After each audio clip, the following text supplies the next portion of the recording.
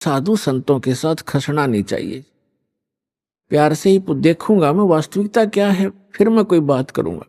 तो मुलुकदास जी ने फिर सावधानी बरती। जिधर सत्संग थे उस साइड से गलियों से निकलकर खेतों में जाने लगा तो क्या देखा कि तीसरे दिन किसी के घर में छौंक लगा और फिर हलवे का बनाने का समय हो गया। निकल कर जा रहा था, उसने आई महक कि भी हलवा तो बना रखा है। अगले दिन वो तीसरे के घर में, चौथे के घर में, तो मुलुकदास ने सोचा भी अब बात तो सचमुच है, तो रोज हलवे खावे है, देखते न्यू कौन है कैसा है। तो परमात्मा बैठे थे। ए ठगवाड़ा ठगी देश, उसको पहचान ले तो फिर हम पारे हो जावे। हम पहचान ही नहीं पाते उस परम पिता को, हम अपनी अटकलों से उसकी डेफिनेशन बनाए बैठे हैं। अब मुलुकदास ने जाकर देखा एक सिंपल सा आदमी बैठा है, दाढ़ी मूछ बड़ी हुई है, सफेद से कपड़े पहना है, गले में माला डाली है जैसे एक साधु संत सा दिखे। मुलुकदास ने कहा कि ए भक्त, आप ये क्या कर रहे हो? आज तीसरा दिन हो गया मुझे देखते, अच्छे हलवे खाते हो, खीर खाते हो, आप अपना काम करके क्यों नहीं खाते हो? अपनी मेहनत करा करो, मजदूरी करनी चाहिए। अब जैसा भी वो नेक आत्मा था, अपने हिसाब से उसने खूब औपचारिकता से बात तो कई सारी उल्टी पर कही औपचारिकता से। तब परमात्मा ने कहा, देखो भक्त, देखो चौधरी साहब, मुझे तो भगवान बगैर किए ही दे रहा है। खूब खीर खाता हूं, हलवे खाता हूं, परमात्मा के गुण गाता हूं। यदि सभी लोग, सभी संसार भगवान की भक्ति करे जैसे मैं कर रहा हूं तो सभी को हलवे रोज ही मिल जाए। आप भी प्राप्त कर सकते हो खीर और हलवे। मुलुकदास को ये बात जची नहीं, क्योंकि हम तो उस घिसी पिटी दंत कथा पर आधारित है कि करके खाना चाहिए। करे बिना तो वो को नहीं, करके तो खाना चाहिए, पर भगवान का गुण भी गाना चाहिए। और थोड़े से करने में बरकत गनी दे दे भगवान फिर। लेकिन उस समय परमात्मा ने उसका वो चाबी लगानी थी। तो वो कहने लगा कि क्या तेरा भगवान मुझे बगैर काम किए खिला देगा? परमात्मा बोले कि आप विश्वास करोगे तो अवश्य खिला देगा। तो मुलुकदास ने कहा कि आज यदि आपके भगवान ने मुझे खाना खिला दिया शाम तक, मैं खाली पेट आया हूं घर से, तो मैं आपका चेला बन जाऊंगा, शिष्य। और यदि आपके भगवान आज शाम तक मुझे बगैर कुछ किए खाना नहीं खिलाया तो तुझे मैं अपने खेतों में मजदूर बनाऊंगा। है मंजूर? कबीर साहब बोले, मंजूर है मुझे। ठीक है। अब चौधरी साहब चले गए। पहले बड़े वन होते थे, जंगल होते थे, गांव के खेतों से भी थोड़ी दूरी पर जंगल होते थे, चारों तरफ वन। अपने खेतों के दूसरी साइड में चले गए जहां पर कोई देखे नहीं, और जंगल में जाकर एक वृक्ष के ऊपर चढ़ गए, ऊपर जाकर बैठ गया। अब ठीक है, दोपहर के 10-11 बजे सी वहां गडरिए आ गए। ये भेड़ बकरी चराने वाले, वो कुछ गाय भी साथ में रखते हैं, गौवें भी। उनका कोई त्योहार था। उन्होंने अपने एक साथी से कहा कि आप यहाँ खीर बना लो। वहीं पर एक कुआं था छोटा सा, ये कुआं है यहाँ पर, इसमें से जल ले और यहाँ खीर बना लो इस वृक्ष के नीचे, उसी वृक्ष के नीचे जिस पे वो चौधरी साहब बैठे थे। और हम जा रहे हैं, पशुओं को चरा लेंगे, फिर हम आ जाएंगे 1-2 घंटे में, 12 बजे से। वो कहने लगा ठीक है। उसने खीर चढ़ा दी और खीर बनने को हुई, बनी तैयार हुई, तो उसी समय उसने क्या देखा कि बहुत दूरी पर कुछ घोड़ों के ऊपर डाकू आ रहे हैं। डाकू लोग घोड़ों पर चलते थे, उनको खूब पता था जंगल में पशु चराने वालों को कि ऐसी स्थिति में डाकू लोग आते। वो व्यक्ति तो भाग गया, खीर बनती छोड़ गए अपने साथियों के पास, वो दूर चले गए और आगे को। अब वो आकर देखा, उन्होंने कुआं था वहीं पर। डाकुओं ने पानी पीना चाहा कि रुको पानी पिएंगे, कुआं है। वो पानी पीने के लिए नीचे उतरे, घोड़े वहां खड़े कर दिए। तो देखा, एक ने कहा जी ये तो खीर भी है, यहाँ पर कुछ बन रहा है। उखाड़ कर दूर ढक्कन उठाकर देखा तो खीर बन रही है। तो डाकू कहने लगे भाई अपने उस्ताद से कि उस्ताद भूख लग रही है, लगाना दो दो हाथ। उनमें से एक कहने लगा जी ऐसा ना हो कोई इसमें कोई डाल गया हो हमें धोखा देने के लिए, पहले इसको टेस्ट कर ले, किसी पशु पक्षी को खिला लेते हैं। उनमें से तीसरे ने कहा कि बनाने वाला यहीं छुपा होगा, कहीं भाग कहाँ गया होगा, देखो हमसे डर से छुप गया। वो इधर उधर देखने लगे। एक ने ऊपर देखा कि अरे ये बैठा ऊपर। उससे कहा भाई नीचे आ जा तू। वो कहने लगा ना आऊं, नीचे ना उतरूं मैं। क्यों नहीं आवा नीचे? नीचे आना तेरे मारेंगे गोली। वो 5 सेकंड में नीचे आ लिया। नीचे आ तो कहन उसके वो ढक्कन के ऊपर खीर डाल दी अच्छी खूब, और कहा इसको खा। वो नौका कति नहीं खाऊं। अब मुल्कदास खावे नहीं, मना करे कि मेरी तो बात बिगड़ेगी आज। वो इसलिए नहीं खावा कि मैं झूठा पड़ूंगा और चेला बनना पड़ेगा।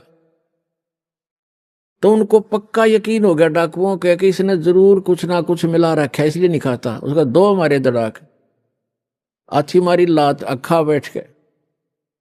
उसने फटाफट किलो पक्की खा गया। भूख तो लगी रही थी, और खाने के बाद उसको काट बैठ आध घंटे। अगर मरेगा तो मर लेगा यूं। आध पौन घंटा इंतजार करके उसका कुछ नहीं हुआ। फिर उसने साची बताई जी ऐसे ऐसे बात है, मैं तो इसलिए मना करूं था, मेरी एक शर्त लाग रही थी। तो बोले भाग जा, जाता रहे तो यहां से। वो चला गया। अब वो भाग लिया।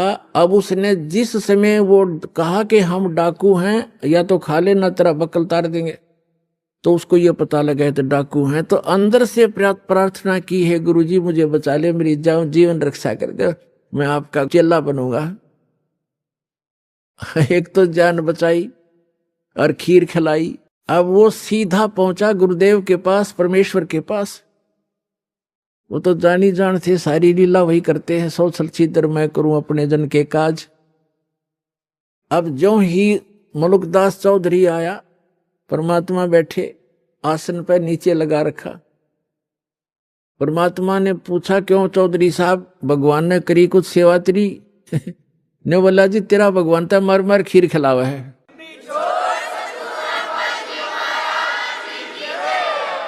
आपका परमात्मा तो मार मार खीर खिलाता है, और मेरी जान बचा दी दाता आपने ना। उनका केज लग गए, 1 मिनट में कर दो काम मेरा।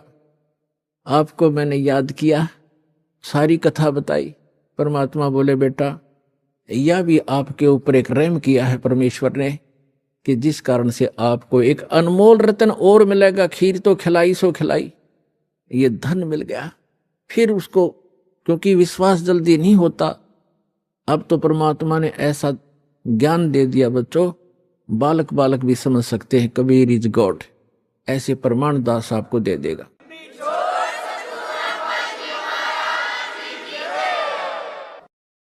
तो इस समय के लिए वो प्रमाण बनाने थे परमात्मा ने। उन बच्चों को अपने को शरण में भी लेना था, उनका भी जन्म मरण का दीर्घ रोग मिटाना था। तो मुल्कदास जी को सचखंड लेकर गए, फिर उनको वापस छोड़ा।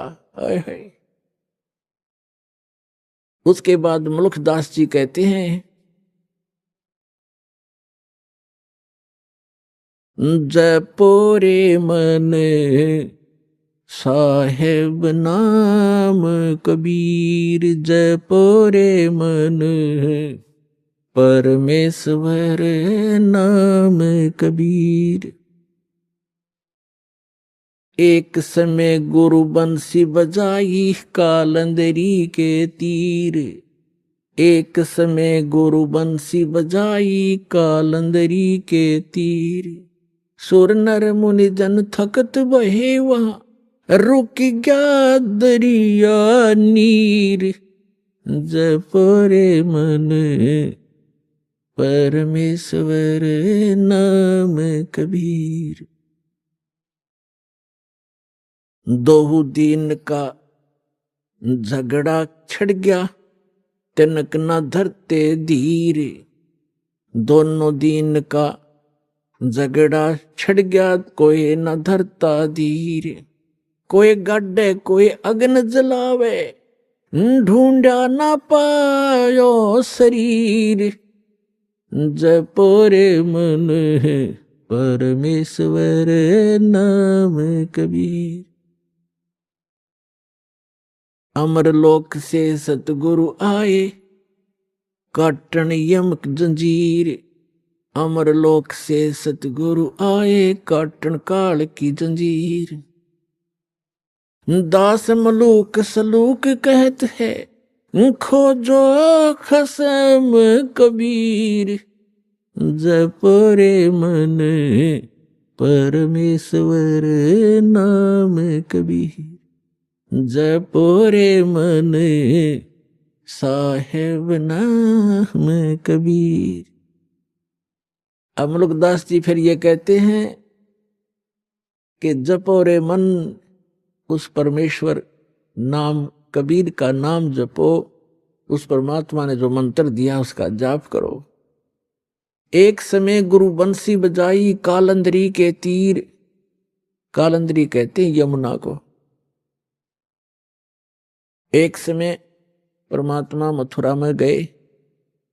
धर्मदास जी ने कहा भगवान, वो श्री कृष्ण जी के पुजारी थे। धर्मदास जी ने कहा भगवान, श्री कृष्ण भगवान थे, यहाँ गव्वें चराया करते थे और जमुना के अंदर नहाया करते थे।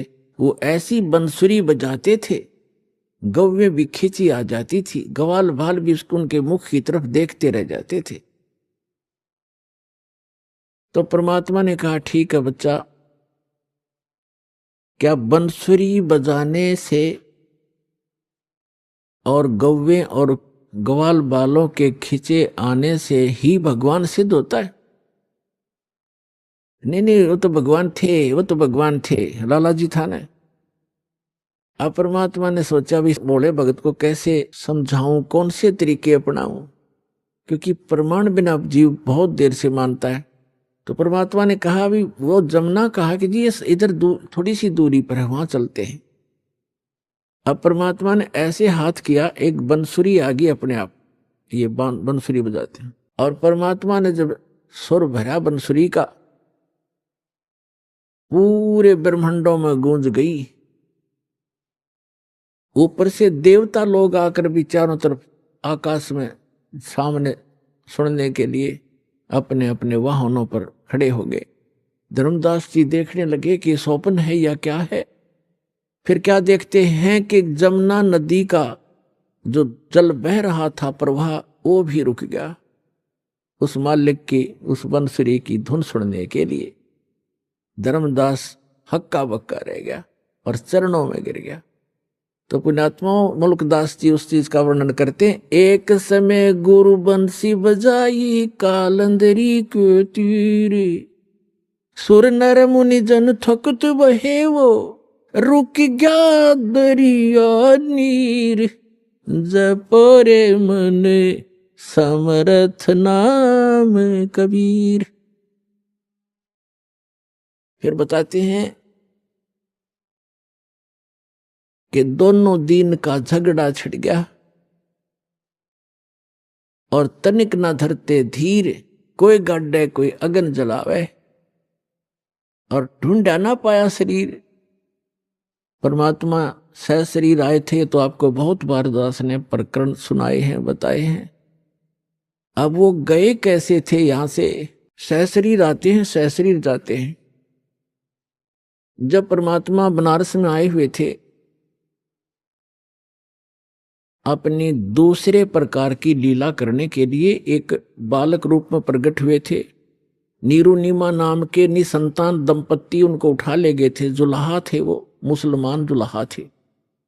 वो पहले उसी जन्म के अंदर ब्राह्मण थे, लेकिन मुसलमानों ने उनको मुसलमान बना दिया था, नाम भी चेंज कर दिया था।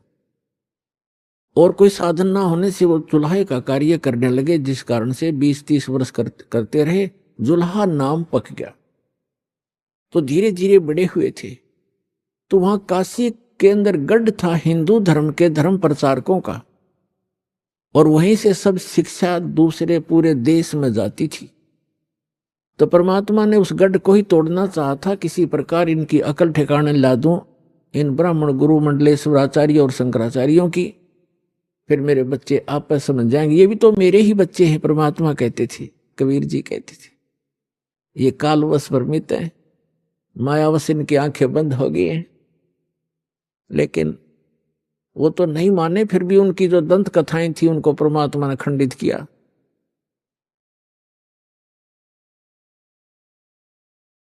क्या बताते थे, जैसे हिंदू धर्म के धर्म गुरु ये कहा करते थे कि जो बनारस में मरता है, जिसकी मृत्यु काशी में होती है, वो सीधा स्वर्ग जाता है। और मगहर के अंदर बिजली खां पठान एक नवाब था, उसका राज्य था।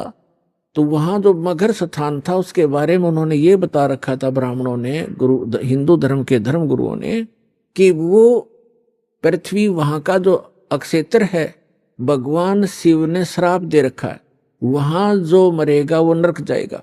और एक वहां नदी बहती थी, आमी नाम है उस नदी का, वो दरिया बहती थी, उसको भी भगवान शिव ने शापित कर दिया था, वह सूख गई थी। इसलिए ब्राह्मण लोग कहा करते थे मगर में कोई ना मरना, वो पृथ्वी सूची नहीं है, शुद्ध नहीं है। तो जिस कारण से हिंदू धर्म के जो रिच लोग थे, धनी व्यक्ति थे, उनने अपने माता पिताओं को वृद्ध अवस्था जब उनकी हो जाती थी तो बनारस में रखना शुरू कर दिया, किराए पर कोई कमरे धर्मशाला लेकर के। इस कारण से कि हमारे माता पिता की मृत्यु यदि बनारस में हो जाएगी, काशी में हो जाएगी, तो स्वर्ग चले जाएंगे। परमात्मा कबीर जी कहा करते थे, भाई भूमि भरोसे डूब हैं, कल्पत हैं 2 दिन, और पूर्ण ब्रह्म सबके गुरु कबीर भगवान मगर भये लौलीन। और फिर बताते हैं कबीर साहब कहा करते थे कि मुक्ति खेत मथुरापुरी, वहां कीन्या कृष्ण के लोल, कंस के सी चाणूर से वहां फिरते डाम डोले। अपनात्मा परमात्मा कहा करते कि तुम आप जी मथुरा को भी एक मुक्त अक्षेत्र मानते हो, कि वहां श्री कृष्ण जी ने बाल्यावस्था में बहुत से लीलाएं की थी, वहां उनके चरण टिके थे। और आप ये भी कहते हो कि मथुरा में जाने से कल्याण हो जाता है। उसी मथुरा के अंदर कंस और केसी राक्षस जो घोड़ा बनकर आता, और चाणोर जैसे भी वहीं रहा करते थे मथुरा में, और उनकी कैसी मृत्यु हुई। अगर मथुरा में रहने मात्र से मोक्ष संभव है, तो कंस के सी चाणोर से वहां फिरते डामाडोल, वो वहां कुबद कमाया करते थे, उनका बक्कल उतरा, उनकी कैसी दुर्गति से मृत्यु हुई। तो परमात्मा कहा करते थे कि भक्ति करनी चाहिए भाई, भक्ति के बल से, शुभ कर्मों के करने से आप कहीं भी मृत्यु को प्राप्त हो जाओ। जब आपका संस्कार आता है, कर्म आधार से ही आप अपने स्वर्ग या जैसे भी आपका स्थान है वहां जाओगे। केवल पृथ्वी के ऊपर कहीं भी मरो, बुरा व्यक्ति तो नरक जाएगा, और शुभ कर्मी प्राणी चाहे मगहर मरो और चाहे मरो बनारस या मथुरा में, अच्छे कर्म करने वाला स्वर्ग और बुरे कर्म करने वाला तो भाई नरक में जाएगा। लेकिन ब्राह्मण लोग नहीं मानते थे, तो धर्म गुरुओं ने इतनी अफवाह फैला दी, ऐसी महिमा दंत कथा फैला दी कि जो काशी में मरेगा उसका मोक्ष हो जाता है। इसलिए जो बनिए लोग थे, बनिए पैसे वाले, उन्होंने अपने माता पिता को अंत समय में 2 वर्ष 4 वर्ष चाहे 10 वर्ष रहो, कोई वहां नौकर छोड़ देते थे उनके लिए, कि हमारे पिता ने हमारे लिए बहुत कुछ किया है, पैसा हमारे पास है, आराम से वहां रह लेंगे, और इनकी मृत्यु होगी तो स्वर्ग चले जाएंगे। अब जब उन्होंने ऐसे रखना शुरू किया तो उन धर्म गुरुओं ने सोचा क्यों ना इनको हम अपने घर रख लें, इनके बूढ़ों को, बूढ़ियाओं को, और रखेंगे तो ये कुछ हमें देंगे भी। तो इस लालच में उन्होंने वो आफत मोल ले ली और उन अपने यजमानों से कहा, अक्षेत्र बटे हुए हैं इनके, उनसे कहा कि भाई आपके माता पिता को आप हमारे घर पे ही छोड़ दो, या कथा भी सुना करेंगे और यहाँ भोजन भी कर लिया करेंगे। उन्होंने कहा जी बहुत अच्छी बात, फिर तो हम अपने माता पिता के आपको आपके घर छोड़ देंगे। तो उनके वहां खूब दक्षिणा भी देने लगे, उनके खर्चा भी देने लगे और अलग से भी पैसे दान उन ब्राह्मणों को, गुरुओं को देने लगे। जिस कारण से सभी ब्राह्मणों में ये एक जैसे पीजी हुआ करना, पीजी जैसे खोल लिए इनने। अपनात्मा वृद्ध अवस्था में बूढ़ा व्यक्ति अगर अस्वस्थ हो जाए तो एक के दुर्भर हो जाता है। उसे तो अपना माता पिता बुरा तो नहीं लगते, लेकिन उसके लिए कितना प्रयत्न करना पड़ता है, कैसे संभाल करनी पड़ती है। कहीं थूक देते हैं, कहीं दस्त लग जाते हैं, तो कई प्रकार की ऐसी बहुत कुछ सेवा होती है। तो कुछ दिन तो उन्होंने आया आनंद और फिर बूढ़े संभालने हो गए मुश्किल। तो उन्होंने मिलकर एक स्कीम बनाई कि इनकी टिकट काटो जल्दी। उन्होंने क्या स्कीम बनाया कि एक करौंत लगा दो, एक करौंत बना लिया। करौंत मतलब एक ऐसी बनाई आरत सी, गुफा सी बना दी गंगा के किनारे, घाट सा उस पे, और एक मड़ी सी बनाकर ऐसे, और उसके अंदर जैसे ऐसे बनी हुई थी उसके अंदर करौंत फिट कर दिया ऊपर, ऐसी उसका स्ट्रक्चर बना दिया। और उस करौंत के हैंडल थोड़ी सी दूरी पर 50-50 फुट दूरी पर रस्से से अंदर अंदर बांध कर ऐसा अंडरग्राउंड बना लिया। और वो दूर जाकर बैठ जाए 2 जने उसको हैंडल करने वाले, ऐसे जंगल सा बहुत जड़े से उसमें झाड़ से थे वहां पर। उन्होंने एक अफवाह फैला दी कि जो गंगा के किनारे अपनी करौंत से गर्दन कटवाएगा वो शीघ्र स्वर्ग जाएगा। जो शीघ्र जाना चाहता है स्वर्ग, उसके लिए परमात्मा ने एक करौंत भेजना शुरू कर दिया। करौंत माने लकड़ी काटने का आरा, वो इतने लंबे लंबे दांतों वाला, ऐसे दोनों हाथों से दूर दूर से पकड़ कर चलाते हैं, ऐसा करौंत बोलते हैं उसको। तो भी बुढ़ापे में आप भी दुखी हो लेते हैं। उन्होंने अपने बच्चों से कहा, बेटा हमारा तो समय आ चुका है, हम भी दुखी हैं शरीर में, कभी आंखें दर्द कर रही हैं, कभी भड़क हो जाती है, और कभी कोई ना कोई समस्या शरीर में बनी ही रहती है।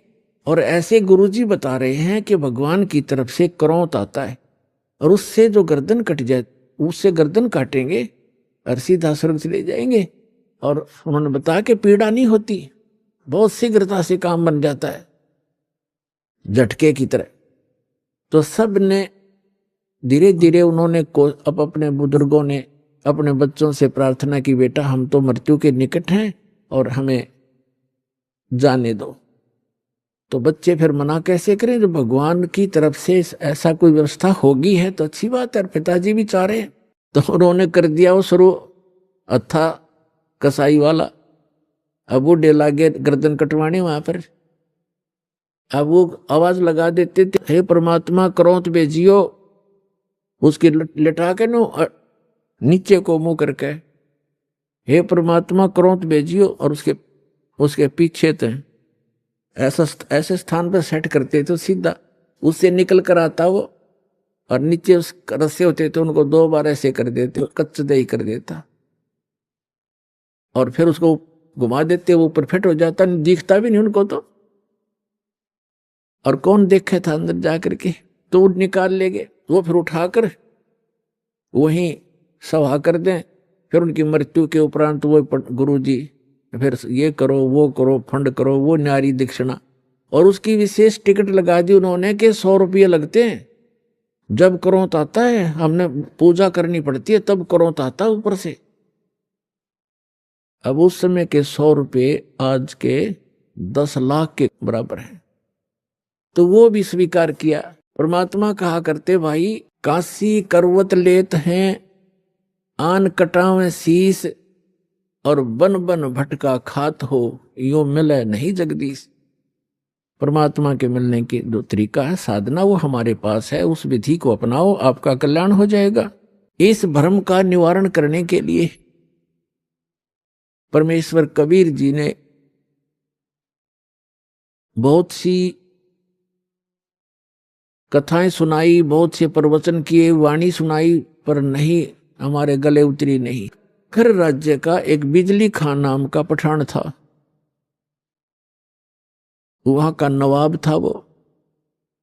एक समय क्या हुआ कि मगहर क्षेत्र में सूखा गिर गया, अकाल गिर गया। उन्होंने, क्योंकि वहां मगहर नगर है एक छोटा सा, पहले बस्ती जिला था उत्तर प्रदेश में, गोरखपुर से 25 किलोमीटर उरली साइड में बस्ती की तरफ आती। अब उसके नाम ही संत कबीर नगर जिला रख दिया गया है। मगहर नगर है छोटा सा, जैसे बरवाले से भी छोटा। तो वहां सूखा गिर गया, उसमें हिंदू भी इतने ही हैं, मुसलमान भी बराबर की, दोनों आधी आधी आबादी है उनकी संख्या। तो सभी हिंदुओं ने अपने गुरुओं, ब्राह्मणों और सभी संतों और ये पत्रा वत्रा देखने वाले, इन सब से, भविष्य वक्ताओं से भी पूछ लिया। सभी ने बताया कि 2 वर्ष तक इस क्षेत्र में वर्षा का कोई संयोग नहीं है, क्योंकि आपके पुण्य नहीं है। तो सभी जंतर मंतर करके सब थक गए, हाहाकार मच गई। तो किसी व्यक्ति ने बता दिया कि काशी के अंदर एक कबीर नाम के महापुरुष रहते हैं, वो चाहे तो आपका संकट निवारण कर सकते। अब बिजली खां पठान ने 2 दूत भेजे, अपने सैनिक भेजे। कहा? काशी के अंदर। और वीरदेव सिंह बघेल नाम का एक हिंदू राजा था, नरेश, वो काशी का राजा था, नरेश था। और सिकंदर लोधी दिल्ली का बादशाह था। उस दिल्ली के बादशाह के अंतर्गत ये छोटे छोटे राजा और ये सभी नवाब उसी के अंतर्गत आते थे। तो नरेश जो था वो उस काशी का जो राजा था, काशी क्षेत्र का, तो वो भी परमेश्वर कबीर जी की शरण में आ चुका था। जब वो दोनों सैनिक संदेशवाहक बिजली खां पठान का एक पत्र लेकर के वीर देव सिंह बघेल के पास गए, उसमें लिखा था कि हमारे यहाँ बहुत बुरा अकाल गिर गया है, त्राही त्राही मच गई है, और मैंने सुना है कोई कबीर नाम के कोई संत हैं, कृपा उनको हमारे यहाँ भेजें, और हमारे यहाँ वर्षा नहीं हो रही। तो वीर देव सिंह बघेल ने पत्र लिखा और उसमें कहा कि बिजली खां, इतने बड़े संकट से जूझ रहे हो और संत को बाई ऑर्डर बुला रहे हो, अगर वो आ भी जाएंगे तो कोई लाभ नहीं होगा, आप आओ। अगर वो रजा नहीं बख्शेंगे बाई ऑर्डर बुलाए हुए, आप स्वयं आओ। राजा प्रजा का पिता होता है, उसके दुख से खुद भी दुखी होना चाहिए। आप आइए और स्वयं प्रार्थना कीजिए, अगर वो खुश होकर जाएंगे तो तुम्हारा काम बनेगा। बाकी संत परम है, ये भगवान आए हैं, ये अल्लाह उतरे हैं। और उनको मौखिक भी समझा दिया दोनों सैनिकों को कि जाके आपके राजा को ऐसे, नवाब को ऐसे बोल दो। उन्होंने आकर के बताया जी ऐसे ऐसे बात है। बिजली खां पठान सैकड़ों की संख्या में अंगरक्षक वो साथ लेकर के चला और वहां पहुंचा कबीर परमेश्वर की कुटिया के पास। वो नवाब भी और नरेश भी, और नरेश वीर सिंह बघेल तो उनका शिष्य था, दंडवत प्रणाम किया। अब जो बिजली खान पठान था, इनका एक विधान है कि हम शीश नहीं झुकाया करते अल्लाह के सिवा। वो खड़ा रहा, फिर भी मालिक तो अपने बच्चों को शरण में लेने के लिए सोशल सीदर करते हैं। अब क्या हुआ, फिर उन्हें बताया भी कैसे आना हुआ। परमात्मा ने पूछा कि ये कैसे आए 2 राजा गरीब की झोंपड़ी पर। तो वीर सिंह ने कहा बिजली खां सुना दे अपनी दास्तां।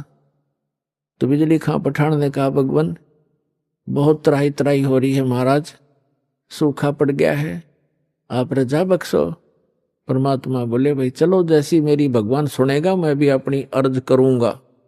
अगर ऐसा कोई दुख है तो मैं अवश्य चलूंगा और अर्ज करूंगा, भगवान ने सुन ली तो। अब परमात्मा को घोड़े पर बैठा करके लाया गया। आगे क्या देखा कि गोरखपुर जो है, वहां एक टीला है गोरखनाथ जी का। और इन संतों में एक खासियत होती है कि अब जैसे शरीर छोड़ गया संत, अब इनकी मुक्ति तो होती नहीं, ये यही धक्के खाते रहते हैं। कोई पितर बन गया, कोई भूत प्रेत रूप में। और जो पितर टाइप हो जाते हैं, वो जो अच्छी कुछ थोड़ी बहुत भक्ति पूर्व जन्म की या वेदों तक की साधना कर लेते हैं, वो कभी भी शरीर में प्रकट हो जाते हैं, दिखाई भी दे जाते हैं और फिर अंतर्ध्यान हो जाते हैं। तो गोरखनाथ ने सोचा अकाल तो ये गिरना ही गिरना है। यदि कोई संत आया और यहां आकर के उसने कोई जंतर मंत्र करके कोई थोड़ा बहुत छड़का छड़का करवा दिया तो तेरी महिमा कम हो जाएगी। अब गोरखनाथ एक तालाब, एक सूखी तलैया थी, छोटी सी जोड़ी खेतों में होती है, थोड़ा सा पानी आ जा, वर्षा हो जाए तो उसमें 5-4 महीने का जल उसमें भर जाता है, थोड़ा ही होता है वो क्षेत्र, छोटी तलैया।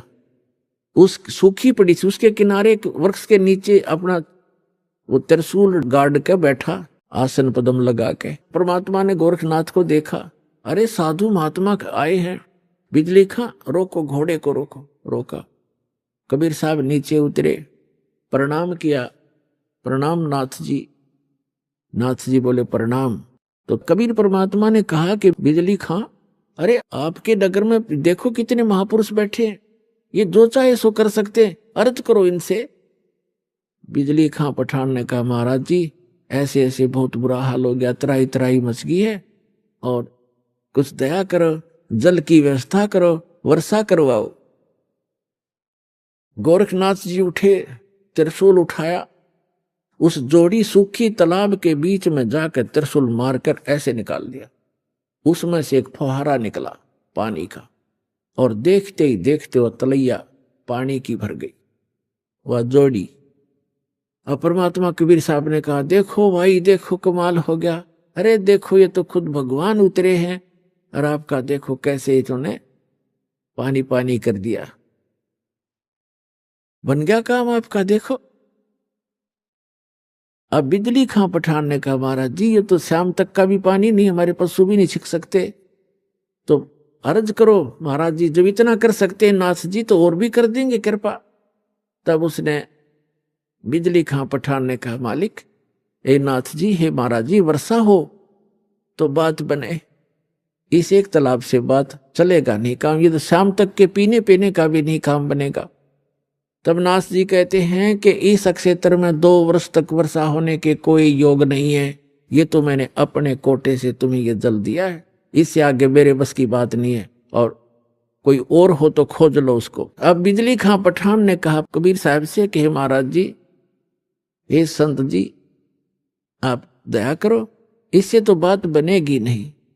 तो जहां गोरखनाथ बैठे थे उससे 100-200 फुट पर, उधर जंगल वन बहुत होते थे, उसमें वृक्ष बहुत होते, 100-200 फुट की दूरी पर एक वृक्ष के नीचे परमात्मा बोले भाई मैं यहां बैठता हूं और परमात्मा में धुन लगाता हूं और अर्ज करता हूं भगवान से, और आप अपने घर जाओ, मेरी अर्ज सुनेंगे तो वर्षा हो ही जाएगी। अब बिजली खां पठान और सभी जो भी उनके साथ थे अपने नगर की तरफ चल पड़े। मगर से 1.5 किलोमीटर की दूरी पर वो स्थान है, ये दास उसको देख कर आया है। बहुत से बच्चों के साथ हमारे भक्त भी गए थे, तो वहां बैठ गए। कबीर साहब ऐसे कहते हैं लाल प्रगट नहीं हुआ करते हैं, ऐसे भोले से बनकर जैसे भगवान से अर्ज कर रहे हैं, धुन लगा रखी है, धुन भगवान में धुन लगाई, और मुश्किल से वो आधा किलोमीटर गए होंगे बिजली खां पठान और उसके सारे सैनिक से। इतनी जबरदस्त घटा उमड़ कर आई और मूसलधार वर्षा होने लगी। बोल सतगुरुदेव की जय हो, कबीर भगवान की जय हो।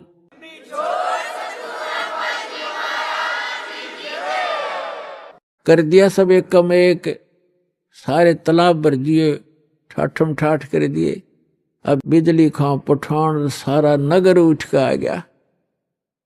अरे गोरखनाथ तब आ गया जब कि यो तब तेरी बेइज्जती और करेडी होगी, कहीं नो ना पता लग जा मैं गोरखनाथ हूं। अब वापस आगे सारे उमड़ के आध घंटा वर्षा हुई नो, जबरदस्त एक कम एक कर दिया, भर दिए सब तालाब तलैया, बड़े बड़े तालाब भी भर दिए। तब सभी आगे कि महाराज ने ऐसे महापुरुष आए हैं, चरणों में पड़ गए और कहा भगवान घर चलो, हमारे घर चलो, वहां नगर में चलो। परमात्मा बोले भाई नगर में ऐसे नहीं जाया करता मैं, पहले मेरे शिष्य बनो, हिंदू और मुसलमान दोनों दीक्षा लो, जैसे मैं साधना बताऊं वैसे साधना करो तो मैं चालू। अब जीवन दान मिला सैकड़ों व्यक्तियों को। छोटे नगर होया गांव होया करते थे पहले, सब कहने लगे जी जो आप कहोगे हम वही करेंगे। तो परमात्मा ने कहा भाई ये मांस मिट्टी खाना अच्छी बात नहीं है, और मांस नहीं खाना ठीक है, भक्ति करो, परमात्मा का नाम लो, अच्छे काम करो, मांस खाना छोड़ दो मुसलमानों। तो उन्होंने कहा जी जैसे आप कहोगे ऐसे कर लेंगे। तो उन्होंने मांस नहीं खाया, बाकी ईद बकरी वाले दिन खीर ख्यार बना के खान लग गए अपने। कहने का भाव ये है कि परमात्मा ने केवल अपनी समर्थता दिखानी थी। जब नगर में गए, एक व्यक्ति था जुलाहा, उसके संतान नहीं थी,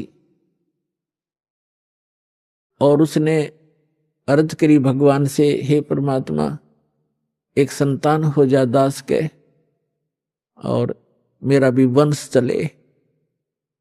उस परमात्मा ने कहा बेटा भक्ति कर ले। कहते हैं क्या मांगू कुछ स्थिर ना रहाई, देखत नैन चला जग जाई, 1 लाख पूत 1.25 लाख नाती, और उस रावण का दीवान बाती। आप तो एक संतान प्राप्त करने की इच्छा करते हो, और रावण के 1 लाख पुत्र थे, आज उसका कोई ज्योति दीपक जलाने वाला शेष नहीं रहा। कैसे लोक में क्या मांग रहे हो मेरे से, मोक्ष मांगो भाई। पर इतनी बुद्धि हमारा काम नहीं करती। जितनी फिर परमात्मा का आना जाना बन गया वहां पर अपने भक्तों को संभालने के लिए। तो एक मुसलमान जुल्हा था, उसके संतान नहीं थी, और बार बार जब भी भगवान जाते थे यही अर्ज करता था। तो परमात्मा ने कहा ले वे ठीक है, तू यही मांगता है तो 10वें महीने तेरे घर एक संतान, एक पुत्र आएगा। ऐसा ही हुआ। ये 10वां गया था बहुत से भक्तों को साथ लेकर के। तब वहां जो मगर के अंदर, बताऊंगा आगे चल के, उसको उसी के लिए कथा बनाई जा रही है। तो वहां एक व्यक्ति मिला था जो परमात्मा की वहां यादगार के ऊपर वो बैठा था। वो कह रहा था हमारी जो पीढ़ी चल रही है वो कबीर परमात्मा के आशीर्वाद से चली है। कबीर साहब के आशीर्वाद से हमारे दादाजी का जन्म हुआ था, और उसको कहते हैं महुल्ला कबीर करम। मगर के अंदर एक महुल्ला कबीर करम नाम का है। कबीर करम माने कबीर जी के रहम, कबीर जी के रहम से बसा हुआ एक महुल्ला, उसको कहते हैं मोहल्ला कबीर करम। तो कह रहा था हमारा मोहल्ला कबीर करम नाम से जाना जाता है, और हम उन्हीं के आशीर्वाद से हमारा आदि वंश चला हुआ। तो पुण्यात्माओं, इस एक कथा से आपको कितना पता चला कि मासा घटे ना तिल बधे, वेद ना लिखे जो लेख, और सच्चा सतगुरु मेट कर ऊपर मार दे वेख। वो जुलाहा हो चुका था, 70 वर्ष 65 से भी ऊपर उम्र हो गई थी। उनको संतान दे दी, और 2 वर्ष तक उस अक्षेत्र में अकाल गिरना था, कोई वर्षा नहीं होनी थी, वहां वर्षा दी। ये वो समर्थ परमात्मा है। सतगुरु जो चाहे सो करही, 14 कोट दूत जम डरही, ऊत भूत जम त्रास निवारे, चित्रगुप्त के कागज पाड़े।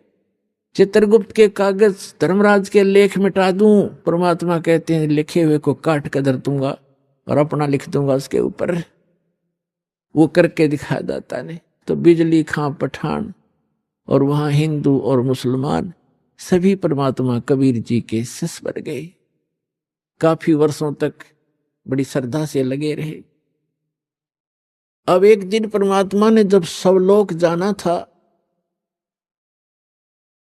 अपना काम पूरा कर लिया था, अमृतवाणी बोल कर धर्मदास जी से लिखवा दी थी, तो उन्होंने कहा भी मैं काशी के पंडितों, आप ये कहते हो कि काशी में मरता है वो स्वर्ग जाता है, मगर मरेगा वो गधा बनता है, नरक जाता है।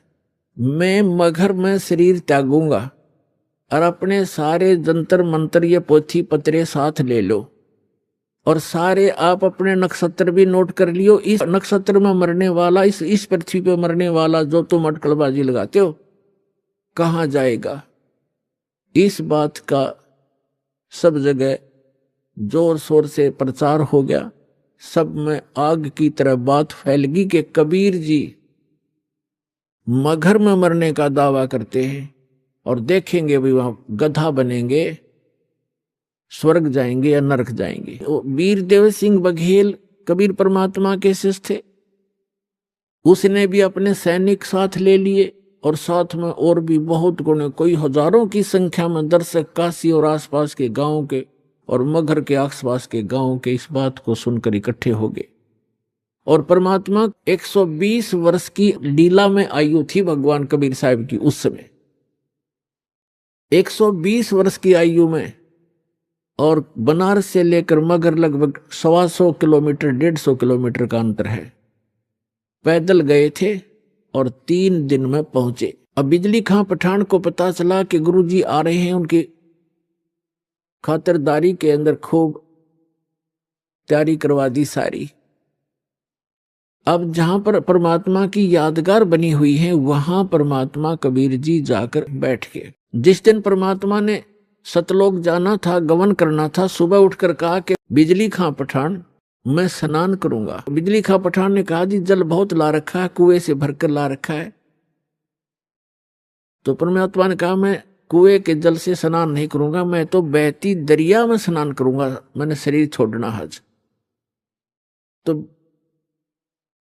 बिजली खां पठान और वहां के सभी जो सेवक थे हिंदू और मुसलमान, सब ने करबद्ध होकर कहा भगवान यहां पर एक आमी नदी बहा करती थी, आमी नदी तो है पर जल नहीं है उसके अंदर, और ये भगवान शिव के श्राप से शापित है, सूख गई है। परमात्मा बोले भाई चलो दिखाओ मुझे कहाँ है वो नदी। जहां परमात्मा ने वो लीला की थी, सतलोक गमन की, सतलोक जाने की, उससे 400-500 फुट की दूरी पर वो दरिया थी। आइए अब हम उन श्रद्धालुओं के अनुभव जानते हैं जो जगत गुरु तत्वदर्शी संत रामपाल जी महाराज जी से दीक्षा प्राप्त कर चुके हैं तथा उनके द्वारा बताए गए भक्ति मार्ग पर चल रहे हैं। सर नमस्कार। सत साहिब जी। सर क्या नाम है आपका? मेरा नाम गोविंद दास है, मैं दिल्ली से आया हूँ। सर संत रामपाल जी महाराज से नाम दीक्षा कब ली आपने? मैंने अगस्त 2013 में संत रामपाल जी महाराज से दीक्षा ली थी। सर संत रामपाल जी महाराज की शरण में आने से पहले आपने और क्या क्या साधनाएं की? संत रामपाल जी महाराज से नाम दीक्षा लेने के पहले हमारे घर में किसी से जुड़ा नहीं था। हमारे घर में मूर्तियाँ थीं भगवान की, ब्रह्मा विष्णु महेश की, तो हम उन्हीं की पूजा में आरूढ़ रहते थे, उन्हीं की पूजा किया करते थे। लेकिन भक्ति करने जब रामपाल जी महाराज से जुड़े तो उन्होंने बताया कि ये मूर्ति पूजा नहीं करनी चाहिए, गीता जी में इसका सख्त विरोध किया हुआ है। तब से हमने वो मूर्ति पूजा बंद कर दी और उनको प्रवाह करके फिर हमने नाम का जाप शुरू कर दिया। संत रामपाल जी महाराज की शरण में कैसे आए? मैं संत रामपाल जी महाराज की शरण में ऐसे आया कि मैं जो पूजाएं पहले किया करता था, जैसा कि मैंने बताया कि मेरे घर में मूर्तियां थीं, उनकी मैं पूजा करता था, उनसे मुझे कोई लाभ नहीं हो रहा था और हमारी जो परेशानी थी वो दिन पर दिन बढ़ती ही जाती थी। बल्कि मैं मानसिक रूप से बहुत परेशान रहता था, बहुत कष्टमय जीवन जीता था, मन बहुत अशांत रहता था। मैं अब किसी से अपनी मन की बात भी नहीं कह पाता था, इतना परेशान रहता था घर में, ऑफिस में।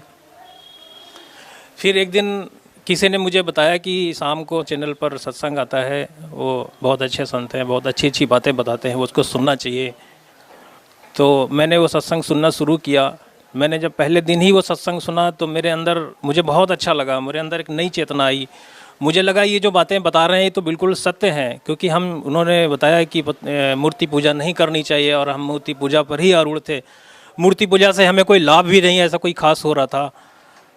तो हमें ये सब बातें बहुत अच्छी लगी और फिर हमने तुरंत ये जानना चाहा कि ये कहाँ से सत्संग प्रसारित हो रहा है, कहाँ से नाम दीक्षा कैसे लेते हैं, कहाँ जाना चाहिए, क्या करना चाहिए इसके लिए।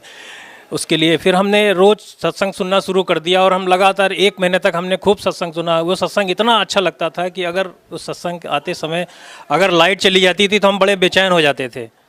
इतनी उस सत्संग की ललक लगी हमें कि हम सत्संग सुनने, फिर अगर हमारे यहाँ लाइट नहीं आती थी तो हम दूसरे के घर जा कर के वो सत्संग सुनते थे। सत्संग सुनते सुनते फिर हमें ज्ञान गंगा पुस्तक भी मिली, ज्ञान गंगा पुस्तक भी हमने पढ़ी और उसके बाद फिर हम सतलोक आश्रम बरवाला जिला हिसार संत रामपाल जी महाराज के पास पहुंच गए। उनसे नाम दीक्षा तुरंत ले ली बिना किसी शर्त के। उन्होंने, जब मैंने नाम दीक्षा ली थी तो उन्होंने कई शर्तें बताई थी कि ये शर्तें हैं, इन्हीं नियमों का पालन करना है। संत रामपाल जी महाराज से नाम दीक्षा लेने के लिए किन किन नियमों का पालन करना पड़ता है, क्या है वे नियम? नाम दीक्षा लेने के लिए सबसे पहले तो जितने भी प्रकार के नशे हैं इनको छोड़ना होता है और ये बहुत ही आवश्यक है, क्योंकि अगर कोई नशा रहेगा तो भक्ति चल नहीं पाएगी। तो इस भक्ति का तो आधार ही यही है कि सारे जितने भी प्रकार के नशे हैं सब इनसे बिल्कुल ही दूर रहना है, इनको हाथ भी नहीं लगाना है। सर देखिए, अधिकतर लोगों को पता होता है कि नशा करने से बहुत सारी हानियाँ होती है, लेकिन फिर भी वो नशा नहीं छोड़ पाते। तो सर, संत रामपाल जी महाराज से नाम दीक्षा लेने के बाद ऐसा क्या होता है कि उनका नशा छूट जाता है? संत रामपाल जी महाराज से नाम दीक्षा लेने के बाद ये अंदर चेतना आती है नशा को त्यागने की। उनकी जो मंत्रों की शक्ति है वो बहुत ही चमत्कारिक है, उससे आत्मा जागृत होती है। हम तो यहाँ काल के जाल में फंसे हुए हैं, हमारी आत्मा तो सोई हुई है और मंत्रों के जाप से आत्मा जाग हो जाती है। हमारे शरीर के अंदर जो हमारे कमल हैं वो खिल जाते हैं और हमारी आत्मा जागृत होती है। हमारे अंदर एक नई शक्ति आती है जिसकी वजह से ये नशापत्ति दूर हो जाती है। नशापत्ति के पास जाने की भी इच्छा नहीं करती हमारी। अगर कोई नशापत्ति करता हुआ व्यक्ति खड़ा है तो उसके पास में खड़ी होने की इच्छा भी नहीं होती है। इतने चमत्कारिक शक्ति है परमात्मा में, इतने चमत्कारिक मंत्र हैं उनके। सर, आप संत रामपाल जी महाराज के आश्रम में गए, उनसे नाम दीक्षा ली, तो सर वहाँ पे नाम दीक्षा लेने के लिए फीस वगैरह ली? नहीं, ऐसा कुछ नहीं लगा हमें, ऐसा कुछ भी नहीं है, क्योंकि हम जब गए थे तो हमारे मन में भी ऐसी ही शंकाएं थीं, क्योंकि हमने सुना था कि आजकल तो बहुत संत हैं, किसी के यहाँ भी जाओ तो खाने के लिए पैसे देना होता है, वहाँ रुको तो रुकने के लिए भी पैसे देने होते हैं, और वहाँ का अगर कुछ भोजन करना हो तो बात बात में पैसे ही खर्च करने होते हैं। इस बात को लेकर के हम बड़ा परेशान थे। हमने सोचा कि हम वहाँ जाएंगे, हमारी आर्थिक स्थिति भी उस समय अच्छी नहीं थी। हम ये सोचते थे कि अगर हम वहाँ जाएंगे तो पता नहीं कितने पैसे खर्च हों, क्या हो। और जब जैसे ही हम वहाँ पर रेलवे स्टेशन पर उतरे तो वहाँ तो देख करके हम दंगी रह गए। वहाँ पर तो आश्रम की गाड़ियाँ लगी हुई थी भक्तों को लाने और ले जाने के लिए। इतना अच्छी व्यवस्था, इतना अच्छा इंतजाम परमात्मा ने किया हुआ था वहाँ पर, निःशुल्क था बिल्कुल। हमें एक पैसा भी नहीं खर्च करना पड़ा वहाँ पर। हम वहाँ पर गए, हमें भोजन भी निःशुल्क मिला। सबसे पहले बहुत अच्छा लगा, हम वहाँ जब गए तो सबसे पहले तो हमें भक्तों ने खाना खिलाया। जाते जाते भूख भी लगाई थी, बहुत अच्छा लगा, अच्छा खाना लगा। खाना खाया, फिर चाय पी, विश्राम किया वहाँ पे। किसी बात का 1 रुपया भी नहीं खर्च हुआ। और उसके बाद जगत गुरु संत रामपाल जी महाराज के दर्शन हुए। फिर हमने नाम दीक्षा ली और उसके बाद नाम दीक्षा लेते ही मन इतना अंदर से प्रसन्न हो गया, जितनी भी मानसिक परेशानी थी, जितना भी कष्ट था, वो कोसों दूर चला गया। सर, संत रामपाल जी महाराज से आपने नाम दीक्षा ली, तो सर नाम दीक्षा लेने के बाद आपको क्या लाभ मिले? जी, लाभ तो बहुत मिले, लेकिन जो सबसे बड़ा जो लाभ है, जो सबसे बड़ी उपलब्धि हम इसे कहेंगे कि मनुष्य जीवन में रहते रहते ये जो ज्ञान है, ये भक्ति मिलना ही बड़ा दुर्लभ है। इस ज्ञान को जब हमने सत्संग सुना था तो गुरुजी ऐसा बोलते थे कि मनुष्य जीवन ही बड़ी मुश्किल से मिलता है। 84 लाख योनियों का कष्ट झेलने के बाद करोड़ों अरबों खरबों वर्षों के पश्चात मनुष्य का जीवन मिलता है, और वो जीवन अगर यूं ही बर्बाद हो जाए तो इससे बड़ा कष्ट और कुछ नहीं हो सकता। तो इस मनुष्य के शरीर को पाने के लिए देवता भी तरसते हैं, क्योंकि यही मोक्ष का द्वार बताया गया है। तो सबसे बड़ी उपलब्धि हमें ये रही कि हमें ये ज्ञान मिल गया मनुष्य के जीवन में रहते हुए, क्योंकि अगर ये ज्ञान न मिलता तो हम पता नहीं कहाँ भटक रहे होते, पता नहीं कहाँ चक्कर खाते जाने के बाद। और लाभ छोटे मोटे बहुत हैं कि जैसे कि आर्थिक स्थिति हमारी बहुत कमज़ोर थी जब हम नाम लेने गए थे, तो उसका एक लाभ का एक मैं उदाहरण देता हूँ। एक बार क्या हुआ कि हमारे पास पैसे नहीं थे, हमारी एक महीने की सैलरी आधी आई। उस समय हम बड़ा विचलित हो गए। हमने सोचा कि अब हमारी गृहस्थी कैसे चलेगी, हमारा घर का खर्चा कैसे चलेगा। ये तो आधी सैलरी आई, आधी सैलरी में हम तो किराए पर रहते हैं दिल्ली में, हमें रूम रेंट भी देना होता है और गृहस्थी का खर्चा, राशन, गैस, ये सब, दूध का खर्चा, बहुत परेशान थे। तो उस समय क्या हुआ कि हम ये सोच ही रहे थे कि हमने सारे पैसे ले जा करके भगवान के पास रख दिए। अब बड़ी मन में प्रार्थना करी कि अब हम क्या करें, हम तो पैसे भी कम आए इस बार, इस बात को सोचते सोचते। और तो एक महीना निकल गया, वो पैसे जितने खर्च होने थे उसमें भी कुछ पैसे बच गए हमारे पास, और राशन हमारा वो 3 महीने चला। हमारी गैस जो है वो 4 महीने चली। 4 महीने के बाद जब अचानक मेरे मन में शंका हुई कि हमारी गैस क्यों नहीं ख़त्म हो रही है, इतने महीने हो गए, राशन क्यों नहीं ख़त्म हो रहा है अभी तक। मैंने डेट देखी, मैंने तुरंत कैलेंडर देखा उसी दिन कि मैं देखता हूँ कैलेंडर, तो देखा कि 4 महीने पहले की डेट में मैंने जो है वो सिलेंडर लगाया था, अभी तक चल रहा है। मैंने जैसा ही चेक किया उसी दिन वो गैस ख़त्म हो गई हमारी। और जब जिस दिन ख़त्म हुई मैंने तुरंत गैस का सिलेंडर बुक किया, और अगले ही दिन वो दरवाजे पर दस्तक देखता है, कहता है आपकी गैस आ गई जी। और हम बड़े खुश हुए। फिर और भी बहुत से लाभ हैं जी। एक बार मैं अपने होम टाउन गया हुआ था, तो वहाँ पर मैं चलती ट्रेन से गिर गया अचानक। तो मैं ट्रेन जा रही थी, मैं ट्रेन से उतरने की कोशिश करने लगा अचानक से, और मैं गिर गया, बहुत तेज़ गिरा। मैं इस तरह से गिरा कि मेरा बचना भी बड़ा मुश्किल था, और गंभीर चोटें आनी बड़ी स्वाभाविक थी। मैं सर के बल गिरा, और मैं जब गिरा तो मुझे ऐसा लगा जैसे मुझे किसी ने उठा के नीचे रख दिया हो। इतना बड़ा चमत्कार हुआ, ये मुझे बहुत ही चमत्कारिक लगा। जब मैं गिरा तो मैं 2-3 सेकंड के बाद जब मुझे होश आया तो मैंने देखा कि सब लोग दूर से खड़े देख रहे हैं। और मैं जब गिरा था तो रेलवे ट्रैक पर ही आके गिरा था। इस तरह से गिरा था कि सर के बल बिल्कुल गिरा था। और वो सर जब मैं उठा तो मैं पहले तो बहुत घबरा गया, बड़ी तेज़ी से उठ करके ट्रैक पार किया, भागा। जिस जगह मैं गिरा था उसके थोड़ी देर पहले एक रेलवे का इंजन भी खड़ा हुआ था, उसका ड्राइवर झांक रहा था बाहर। मैं बड़ी तेज़ घबरा गया, मैं तुरंत उठ करके मैंने ट्रैक पार किया और जाकर प्लेटफॉर्म पर खड़ा हुआ, चारों तरफ देखा, चैन की सांस ली। फिर मैंने भगवान से प्रार्थना करी कि भगवान मेरी तो जान बच गई, आज तो बहुत बड़ा अनर्थ होना था। इस सोच से बड़ा घबराते घबराते तब मेरे ध्यान आया कि हाँ ये तो परमात्मा का चमत्कार है। फिर मैंने अपना पूरा सब शरीर चेक किया, सर पे देखा, कहीं कोई चोट का निशान तक नहीं मिला मुझे।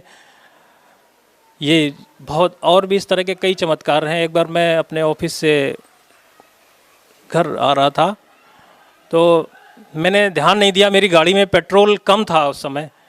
मैं जब घर से ऑफिस गया था तो पेट्रोल उसमें कम था, वैसे ही खड़ी कर दी, मुझे देर हो रही थी तो मैं गया। फिर मैं वापस ऑफिस से आया तो मैं गुरुजी का सत्संग सुनते ही आ रहा था कि अचानक से गाड़ी में 60 की स्पीड में भगाई हुई थी मैंने। वो बीच सड़क में गाड़ी थी और गाड़ियाँ अगल बगल बड़ी तेज़ी से चल रही थी। मेरी गाड़ी एकदम से भर भर करने लगी और करीब 1.5-2 किलोमीटर दूर था पेट्रोल पंप। वहाँ से वो गाड़ी अपने आप पेट्रोल पंप तक जा कर के रुकी, बीच में कहीं बंद नहीं हुई। अगर वो गाड़ी कहीं बंद हो जाती तो मेरा एक बहुत ही खतरनाक एक्सीडेंट होना स्वाभाविक था।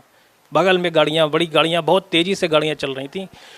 इस बात को जब भी सोचता हूँ तो कलेजा काँप जाता है कि अगर परमात्मा ने उस समय मदद नहीं करी होती तो आज बहुत ही मुश्किल हो जाती मेरे साथ।